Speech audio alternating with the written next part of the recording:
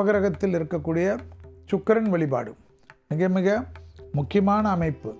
கன்னியா ராசிக்காரர்களுக்கு எல்லா விதத்திலும் அனுகூலம் காணப்பட்டாலும் திடீரென்று சுவாச கோளாறுகளோ அல்லது இடது பக்க தேக ஆரோக்கியத்தில் சிறிது கவனக்குறைவோ ப்ரெஷரைக்காக சரியாக மருந்து எடுத்துக்கொள்ளாதனால் தேவையில்லாத உபத்திரம் ஏற்படலாம். சுபவிரய பிராப்தம் ஏற்படும். கண்டிப்பாக செலவுகள் ஏற்படும். சுப செலவுகள் ஏற்படும். கடன் அமைப்பு ஏற்படும். கிரெடிட் கார்டு எல்லாம் யூஸ் செய்யக்கூடிய நிர்பந்தம் ஏற்படும். அதன் மூலியமாக ஆதாயங்களும் அனுகூலங்களும் கண்டிப்பாக ஏற்படுவதை கண்கூடாக பார்க்கலாம்.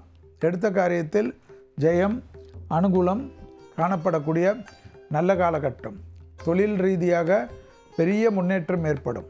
தடைப்பட்டிருந்த அனைத்து விஷயங்களும் தடைகளை தவிர்த்து பெரிய அளவுக்கு சந்தோஷம், பெரிய அளவுக்கு ஏற்றத்தை ஏற்படுத்தும்.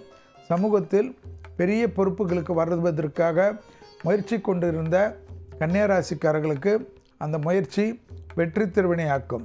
அரசு துறை அரசியல்வாதிகளுக்கு அதி அற்புதமான 15 நாட்கள் என்பதை ஞாபகத்தில் வைத்து கொள்ளுங்கள்.